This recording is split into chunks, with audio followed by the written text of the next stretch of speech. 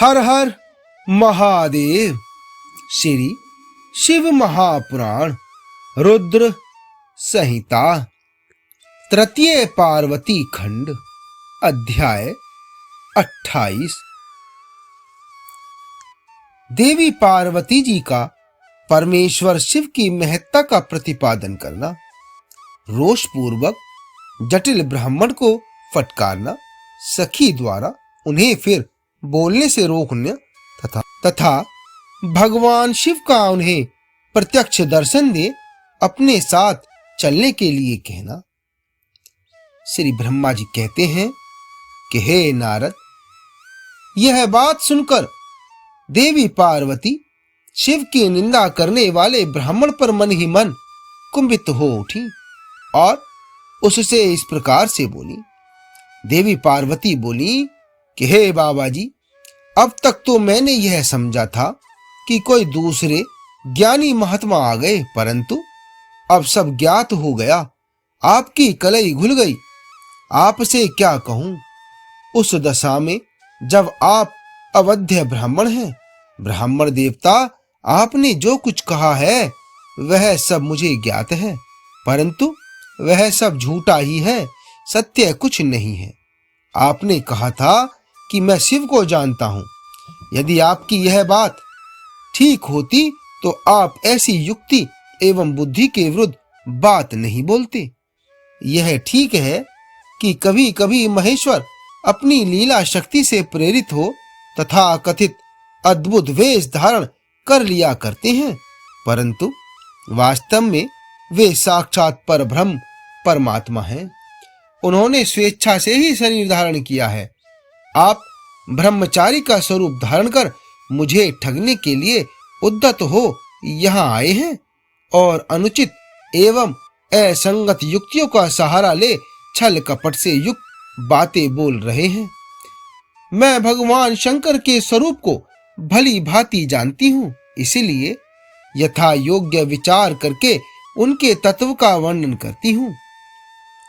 वास्तव में शिव निर्गुण ब्रह्मा है, कारणवश सगुण हो गए हैं जो निर्गुण हैं।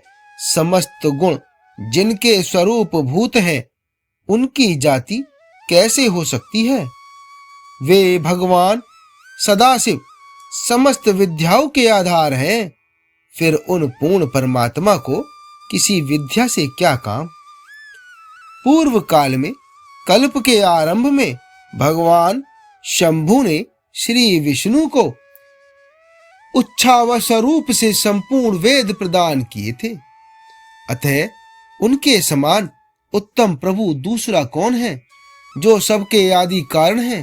उनकी अवस्था अथवा आयु का माप तोल कैसे हो सकता है। प्रकृति उन्हीं से उत्पन्न हुई है, फिर उनकी शक्ति का दूसरा क्या कारण हो सकता है। जो लोग सदा प्रेम पूर्वक शक्ति के स्वामी भगवान शंकर का भजन करते हैं, उन्हें भगवान शंभु प्रभु शक्ति, उत्साह शक्ति और मंत्र शक्ति, ये तीनों अक्षय शक्तियां प्रदान करते हैं। भगवान शिव के भजन से ही जीव मृत्यु को जीत लेता और निर्भय हो जाता है। इसलिए तीनों लोकों में उनका मृत्युंजय नाम प्रसिद्ध है। उन्हीं के अनुग्रह से विष्णु विष्णु तत्व को, ब्रह्मा ब्रह्म तत्व को और देवता देव तत्व को प्राप्त हुए हैं।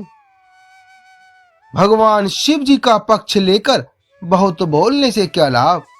वे भगवान स्वयं ही महाप्रभु हैं। कल्याण रूपी शिव की सेवा से यहाँ कौन सा मनोरथ सिद्ध नहीं हो सकता। उन महादेव जी के पास किस बात की कमी है जो वे भगवान सदाशिव स्वयं मुझे पाने की इच्छा करें। यदि शंकर की सेवा न करें तो मनुष्य 7 जन्मों तक दरिद्र होता है और उन्हीं की सेवा से सेवक को लोक में कभी नष्ट न होने वाली लक्ष्मी प्राप्त होती है। जिनके सामने 8 सिद्धियां नित्य आकर सिर नीचा किए इस इच्छा से नृत्य करती हैं कि वे भगवान हम पर संतुष्ट हो जाएं, उनके लिए कोई भी हितकर वस्तु दुर्लभ कैसे हो सकती है। यहाँ मांगलिक कहे जाने वाली वस्तुएं शंकर का सेवन नहीं करती, तथापि उनके स्मरण मात्र से ही सबका मंगल होता है। जिनकी पूजा के प्रभाव से उपासक की संपूर्ण कामनाएं सिद्ध हो जाती हैं, सदा निर्विकार रहने वाले उन परमात्मा शिव में विकार कहां से आ सकता है। जिस पुरुष के मुख में निरंतर शिव यह मंगलमय नाम निवास करता है, उसके दर्शन मात्र से ही अन्य सब सदा पवित्र होते हैं। जैसा कि आपने कहा है, वे चिता का भस्म लगाते हैं, परंतु यदि उनका लगाया हुआ भस्म अपवित्र होता तो उनके शरीर से झड़कर गिरे हुए उस भस्म को देवता लोग सदा अपने सिर पर कैसे धारण करते। अतः शिव के अंगों के स्पर्श से अपवित्र वस्तु भी पवित्र हो जाती है। जो महादेव सगुण होकर तीनों लोकों के कर्ता, भरता और हरता होते हैं तथा निर्गुण स्वरूप में शिव कहलाते हैं, वे बुद्धि के द्वारा पूर्ण रूप से कैसे जाने जा सकते हैं। परब्रह्म परमात्मा शिव का जो निर्गुण रूप है, उसे आप जैसे बहुर्मुखी लोग कैसे जान सकते हैं। जो दुराचारी और पापी हैं, वे देवताओं से बहिष्कृत हो जाते हैं। ऐसे लोग निर्गुण शिव के तत्व को नहीं जानते। जो पुरुष तत्व को न जानने के कारण यहाँ शिव की निंदा करता है, उसके जन्म भर का सारा संचित पुण्य भस्म हो जाता है। आपने जो यहाँ अमित तेजस्वी महादेव जी की निंदा की है और मैंने जो आपकी पूजा की है, उससे मुझे पाप की भागनी होना पड़ा है। शिवद्रोही को देखकर वस्त्र सहित स्नान करना चाहिए। शिवद्रोही का दर्शन हो जाने पर प्रायश्चित करना चाहिए। इतना कहकर देवी पार्वती जी उस ब्राह्मण पर अधिक रुष्ट होकर बोली, अरे रे दुष्ट, तूने कहा था कि मैं शंकर को जानता हूं, परंतु निश्चय ही तूने उन सनातन शिव को नहीं जाना है। भगवान रुद्र को तो जैसा कहता है वैसे ही क्यों नहीं हो, उनके जैसे भी बहुसंख्यक रूप क्यों नहीं हो। सतपुरुषों के प्रियतम नित्य निर्विकार वे भगवान शिव ही मेरे अभिष्टम देव हैं। ब्रह्मा और विष्णु भी कभी उन महात्मा हर के समान नहीं हो सकते। फिर दूसरे देवताओं की तो बात ही क्या है, क्योंकि वे सदैव काल के अधीन हैं।